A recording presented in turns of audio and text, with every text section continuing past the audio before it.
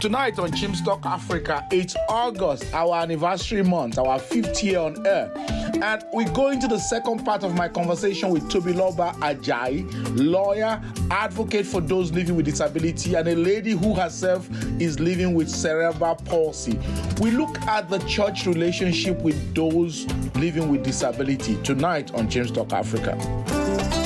Please like this video and leave a comment below. Let's know what you think. And don't forget to subscribe and click on the bell button and share this video with somebody else. From Cape Town to Cairo and from Mogadishu to Dakar, this is Chim's Talk Africa.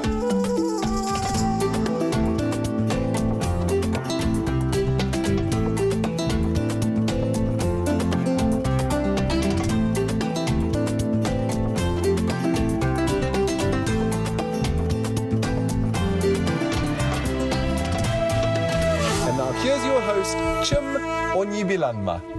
We're going to continue. If you joined us last week, I started this conversation with Tobiloba. She's a lawyer, she's an activist, and Chief Responsibility Officer for Cerebral Palsy Kids Can Learn in Nigeria as well as in other countries. And we're going to just continue from where we stopped the last time. You are in your late 30s. Yes. When it comes to relationship, how has that been for you? Fun, actually. I mean, I'm talking about marriage, dating. Yeah, so fun. Okay, so I'm single by choice. I always like to put this out there. I'm single by choice, not for lack of suitors. I mean, for me, I don't think I ever had an issue. When people talk about, people with disabilities finding it difficult to date, I'm like, really? Like, that happens? Because I had my first official boyfriend at 15. So I don't know what people are talking about. Like, I started dating so young, my mom started screaming. My typical Nigerian mother started screaming like, don't you dare get pregnant and come into my house. And I'm like, woman, calm down. I mean, I'm a Christian, for Christ's sake. I'm not ready to go and get pregnant. Relax, breathe, woman. It's not that deep, And so I've never really struggled with dating, no. I mean, I've had very great relationships with men. Does discrimination happen in those relationships? Absolutely. Some of those relationships ended mutually because we would both sit down and realize that, look, the amount of heckling and discrimination you are going to get, it will not be fair for me to put a son of Jesus Christ through this level of stress. You know what, bros, come and be Because good. of how people view those who are dating or in marriage with people with disabilities. Especially a disability as complex as cerebral palsy is, right? I mean, I have an ex who, his friends, I mean, just before we even got to family, his friends were like, guy, are you blind? Like, you really want to subject yourself the rest of your life to this? Like, and initially, it kind of looks like, oh, I can handle it. But the thing is, when something continues to come over and over and over from different quarters, then the doubts begin to set in. So I'm like, guy, you know what, I get it. I mean, I totally get it. This is not easy. And I wouldn't subject you to this, so keep it moving. Let's just keep it moving. And so, as a result, I'm actually very friendly with most of my exes. Like, we're really close. We're really, really good friends. To the point where I've had to be confronting with some of their wives because their wives started to suspect, like, okay, what's going on? There's still something. And I'm like, look, really, seriously, if I wanted to keep him, you wouldn't have him. I'm that confident. If I wanted to keep him, you won't have him. So don't worry, I'm not. There's nothing here. But that's the thing. I've never really struggled with, dating or with relationships. But the reality of relationships for people with, especially if you're female. Now, people with disabilities, if you're male, the societal expectation is different. Women are already socialized to be caregivers. So nobody really bats an eyelid when a man with a disability gets married to a woman who doesn't have a disability. It's kind of expected, it's normal, it's okay, right? The minute it shifts and it's the woman who has a disability, two things either happen. They either start telling the man he's setting himself up for a lifetime of misery, or they venerate him as a saint. That he's doing something really out of the ordinary for being with somebody with a disability. So those are like the realities to me. Now let's talk about society. I want to quote you on something here. You said that the practice, and I'm coming to the church now. You said there is a place of culture and religion in Africa. Every good and perfect gift is from the Lord, as we say from the Bible. So some believe that anything that is not perfect cannot be from the Lord, but from the devil. If something is from the devil, we have to reject it, cast it out, bind it. It just has to go. So many cultural meanings ascribed to people who are different. You said there are some cultures where children with CP are thrown into the forest because they're an abomination. Oh, yeah. But you bring this to the church. Yes, I do. And we still have a lot to learn. Tell me, in your opinion, what are your thoughts on how the church treats people with disability? That's right. So the church, right?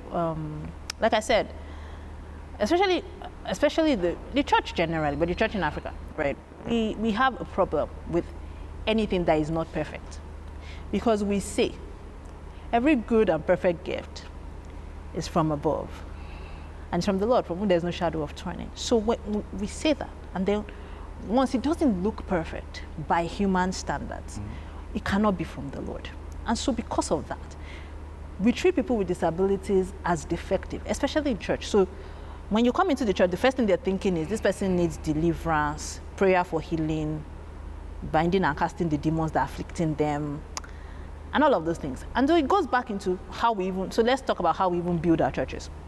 I was coming in this morning, and I was like, here you go. The average Nigerian church does not think that a person with a disability is supposed to come into their service as a service provider. So I remember that when I was leading, when I was a unit leader in my church, for over a decade, when we go to annual meetings, right, I would look around, and I'll be the only person with a disability that was a leader that was in those annual meetings. And I'm talking thousands of people.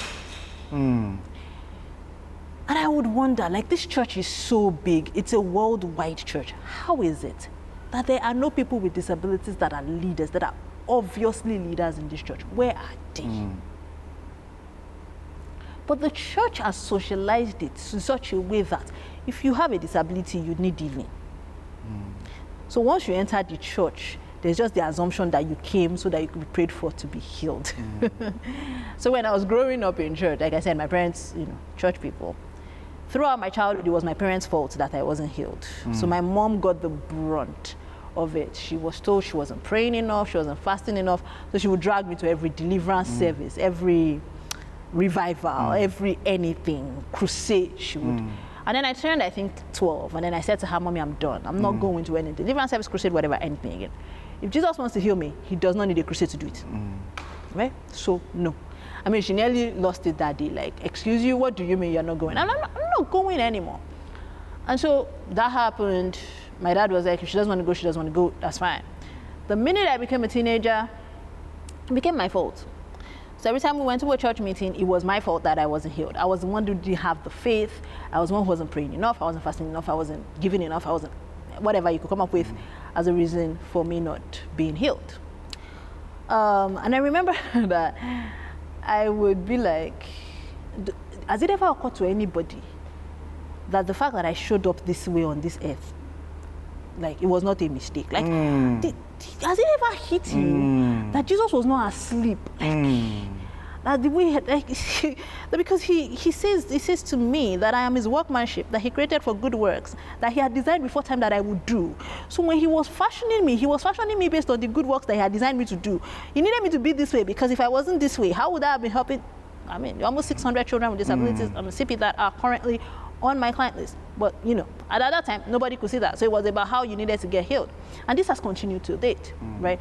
I was able to, my usual fashion, just brush it off. I mean, there were times I got really annoying because I remember a time, even as a leader in church, I got called into a meeting by what people I like to call the faith watchers. They basically said to me that you need to go and increase your faith too. I'm not even joking. I was a leader in church at this point. I'd been a church leader for about 7 to 8 years at this point too. And my leaders, the next step up, they called me into a meeting. They're like, so I'm finishing this class, I'm teaching believers class, I'm done with believers class, and they're like, oh yeah, the ministers want to see you. So I'm like, okay. Like, I carry my bag, I go upstairs. I'm like, guys, they said you want to see me. What did I do today now? They're like, don't worry, today you didn't sin. Because you always sin. You always teach things that we don't agree, but today you behaved yourself. You thought well. I was like, thank God, today I thought well. They're like, sit down. I'm like, okay. So what happened if I thought well today? What's up? They're like, we need to have a conversation with you. I'm like, okay.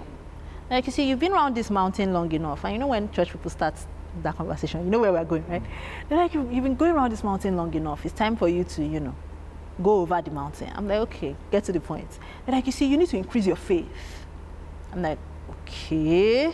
You need to increase your faith so that you can receive your healing. I think that's the point that my brain froze. So I stopped listening to anything else they were saying. Because I knew that if I continued to listen to that conversation, the thing that will come out of my mouth will not glorify Jesus. So I said, you know what, my brain just froze. And then at some point, by the time my brain came back to them, they were saying to us, we know that you're a Bible study teacher, don't start quoting scripture. Just go and increase your faith so that you can receive your healing. And I know that one, of all the different things that I had faced before then, that one hit. That one really hit. He got to me on a level that nothing had ever gotten to me Especially before. because it was coming from brethren. Exactly. People Especially when you were the most vulnerable. Exactly, because this was a place where I had served consistently for almost 7 years. So in my head, I'm thinking, how have I become the head of believers class? So I'm basically teaching foundation school. I'm teaching new believers. I'm teaching your adult Sunday school. In short, I'm leading the team of teachers that's teaching your adult Sunday school, but I don't have faith. Are you serious? Are you guys, are you kidding me right now? So it was that, I think for me, that was one of the bigger ones that really threw me. But it was in everything. So for instance, my church is rebuilding, which kind of happens with churches. Like, we're always expanding, but we're trying to build more churches. We're trying to build a bigger auditorium, and we're trying to build a bigger auditorium. And so it's then going to have like an elevation and all this fancy stuff. So I go to the head of the building committee and I say, please make sure that there's a ramp entrance, because if we're going to do this elevation thing, we need to be able to get into church. And then he goes, instead of you to go and praying to get healed, now you're asking for ramp.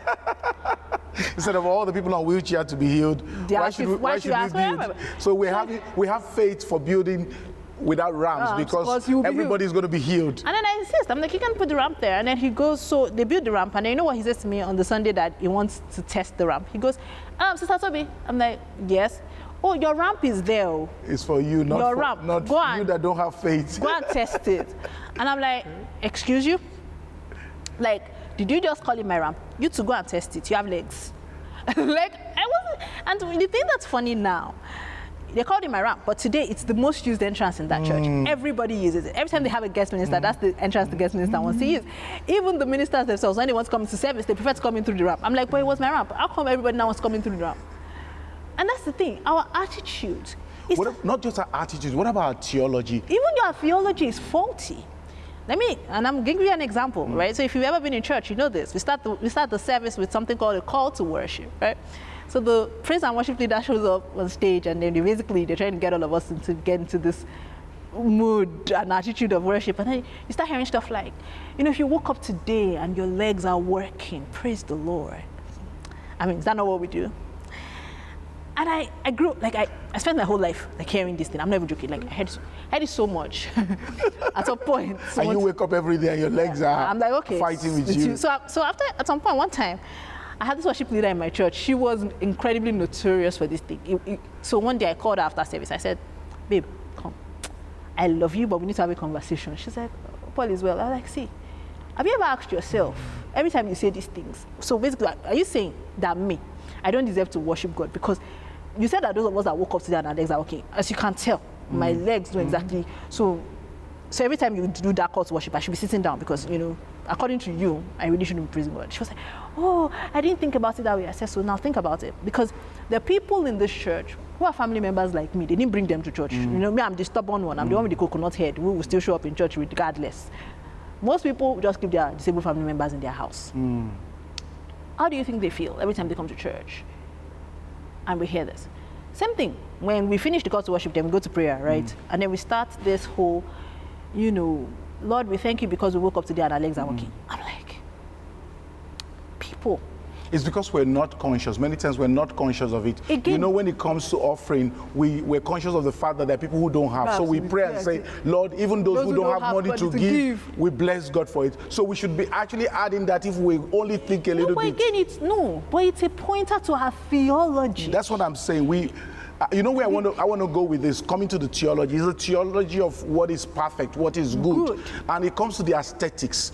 And I want us to speak into this. So in church, we have something we want to present. It has to be perfect. There are people who go to the extreme of not even announcing when somebody dies. Yes. But there's some who don't go there. Yeah. But they still feel awkward to have somebody with disability come up to the front to be the one giving the announcement. Or even leading. In my own case, it was terrible. Talk about that. I was leading. I think that was part of the problem with my own. I was in front of the church every Sunday. My department was so church facing. I was leading Sunday school, and I'm talking adult Sunday school. So I'm talking 1 hour in front of the whole church every single Sunday. So even when, people who are monitoring from like headquarters come in, I'm on stage, I'm doing my thing, and then I come off the stage, and I'm coming off the stage the way that I always come off the stage, and then there's all the looks, like they're looking at my pastor like, why did you put that one on stage? What's that? What's going on here? It doesn't glorify God. How does that glorify the Lord? Glorify God. And then my pastor's like, that's my best teacher. I'm not taking her off the stage.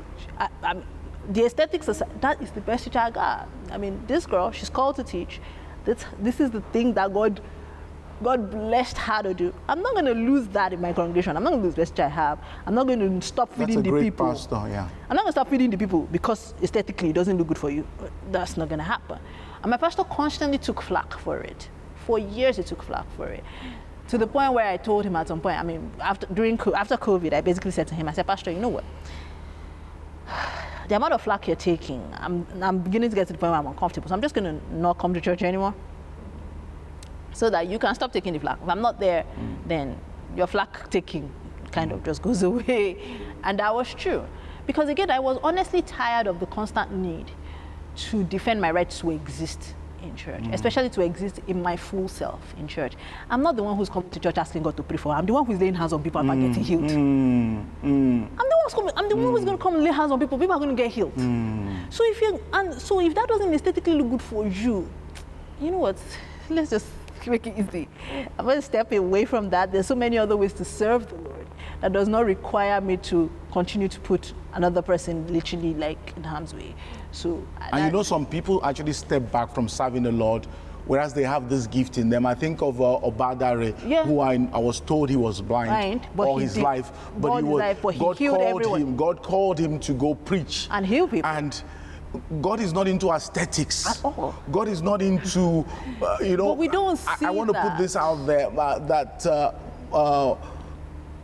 my daughter says this, that we human beings, especially Christians, we have low tolerance for loose ends. Things we can't explain that doesn't become very neat. And this is the discussion we had, that the journey of sanctification is bringing us to a place where we are comfortable in God with loose ends. You're comfortable questions not having that are not answers. Because we say He is almighty, He's sovereign. I would obey Him, I'll serve Him. Church is not a place for show and everything is going to be perfect. The lighting is good. The people who come up like in films, you choose the beautiful face. The actors have to look this way, and that's not church. Church is just ordinary people. It should be ordinary people, but that's not what church is anymore. When I was growing up, that was what church was. I was very lucky to have been raised in an inclusive church where nobody cared. I mean, now I know parents, because this whole church thing is incredibly dear to my heart. I ran a survey last year on the experiences of, it was an anonymous survey of the experiences of people with disabilities in church. So I said, okay, if you're a parent of a child with disability, I also want to hear your experience, taking your child to church. And I had to stop running that survey because my heart was breaking every single time I read the back end. People were literally being told not to come to church. Wow. I know a parent who said that she took her child to church, and once they sit on a row, like let's say they come early and they sit on a row, nobody else is going to sit on that row till service ends. They have leprosy. I'm telling you. And if they come in the middle of the service and join an existing row, everybody's going to leave that row for them. It's that bad. I know parents who have to lock their children at home to be able to go to church. So many parents can't go to church because the children's church teachers are going to say, we don't want your child in children's church, so come and keep your child. Come and take your child. You know, so there's so much that we need to fix in the attitudes of the people that are in church. And it starts from the top. Because from when we're even training our leaders and our workers, we make it a culture as a church to say we're an inclusive church. Everybody is welcome. And we train our workers to be able to welcome everybody. And we create a system that makes it, first from even just your protocol, how do people come into service? If I come into church on a wheelchair, can I wheel into church with dignity? The answer for most churches in Nigeria is no. I can't come into church with dignity. Okay, if I can wheel into church with dignity, can I get on the stage with dignity? The answer is also no, because you don't think that someone like me is supposed to get on the stage. Okay, moving on. Let's talk about all the other communal areas in church. Things like when we take the communion. Things like even our lighting, our sound. Because again, we don't think about the fact that people with sensory processing disorders struggle with lighting. When my church moved into this, the bigger tent that we built, the thing about tent building, and this is what makes this difference. Our tent buildings is that they hold in all the sound and they hold in all the light. And you know, all you aesthetic people, you put all the bright lights everywhere, like all these white lights. All the ones were shining into your face right now. Shining into my face. And okay, so these ones are even like, muted and understated so I can survive this. But I'm talking the ones we use in service. I'm sure you know what I'm talking about. Bright white light. And all of the light isn't dissipating because it's a marquee, so there's no natural light to bounce it out. And I'm getting headaches. And so I get up and I want to walk out of the auditorium to kind of get some natural light, And after I do this for like a couple of weeks, guess what happens? I get a call by the leadership saying, why are you working in and out of service? It's disrespectful. And I'm like, did you even think about the fact that your lights are not sensory sensitive for me? Same thing with your sound. If you have a regular building, your sound dissipates. But when you're in a marquee, everything stays in there. But our drummers don't get that. So they're still going at full blast like they were in an open space. And so the sound is killing me during praise and worship. And I literally want to step out of the auditorium and do my praise and worship outside. And come in after the prayer section. But no.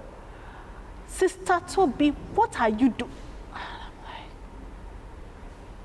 Dear Lord. We have a lot to There's so much we have a lot to learn. rethink. I think it starts first of all by being conscious. Yes. I think it's the first step is for everybody, leaders particularly, to start being conscious that God is calling everybody into the kingdom. Exactly. And it's all kinds of people. And to become so conscious that we integrate it into our worship, into our building, into our planning, so that when you're running, our languaging and our communication becomes, we could start with little things, even our language, our communication, and what we call aesthetics. Exactly. So that, in fact, there needs to be a dismantling of the show, so that what we really have is worship, not show. And worship is just ordinary people who do their ordinary, heartfelt communication to God. Listen, we need to learn this somewhere. I want you to tell us a little bit about children with CP Kids Can Learn, your foundation. Just in 1 minute,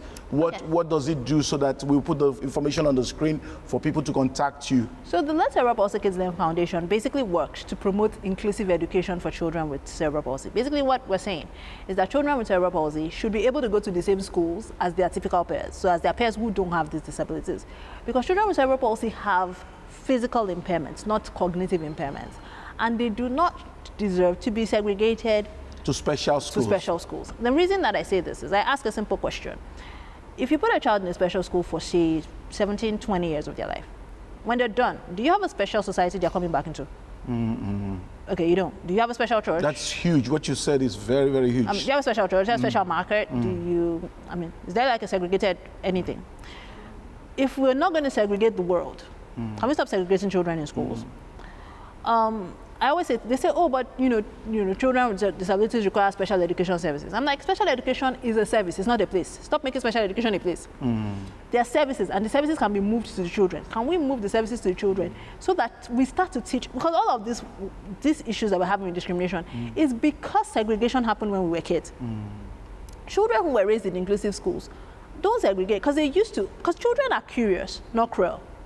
Once a child sees a person who's different, they're just going to come up, and I love kids, they're just going to come up and ask you. And Auntie, why do you work like that? Or, Auntie, why does your eyes look like that? Or, and once you Simple, explain straight, it, yeah, and they will understand they it. understand it, they're good. They're just going to keep moving. They're just going to keep relating with you.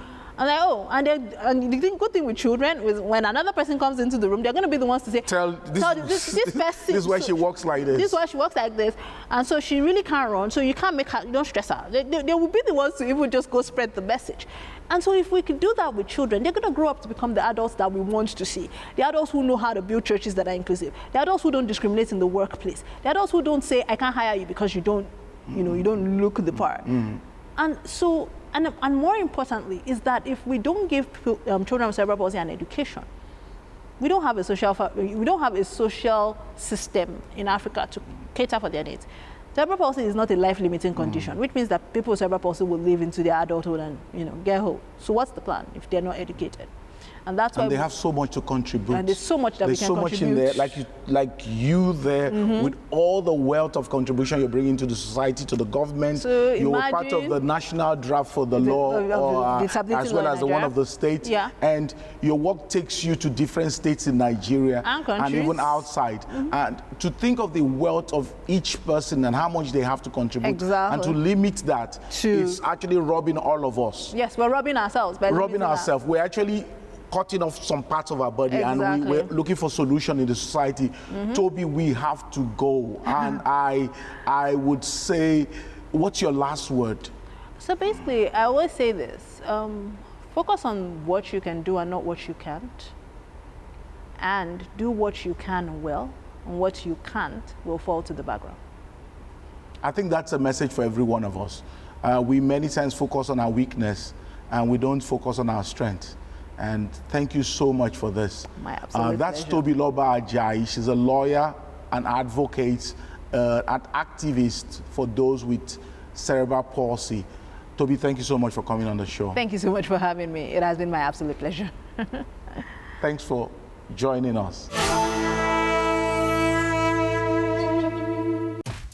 Next week on Jim's Talk Africa, as we continue our month of our anniversary, we bring you a special movie made by us called The Second Chance. Good afternoon, Zenzi here. Good afternoon, Doctor. Oh, I'm not a doctor. I'm an angel of God. Please, I don't have time for this. Weren't you wishing you'd go back to the past a moment ago? How do you know? I'm an angel of God, and God knows everything. See, I've been sent to give you an opportunity to go back to the past. What do you mean? Well, you're about to find out. Next week on Jim's Talk Africa. Please like this video and leave a comment below. Let's know what you think. And don't forget to subscribe and click on the bell button and share this video with somebody else.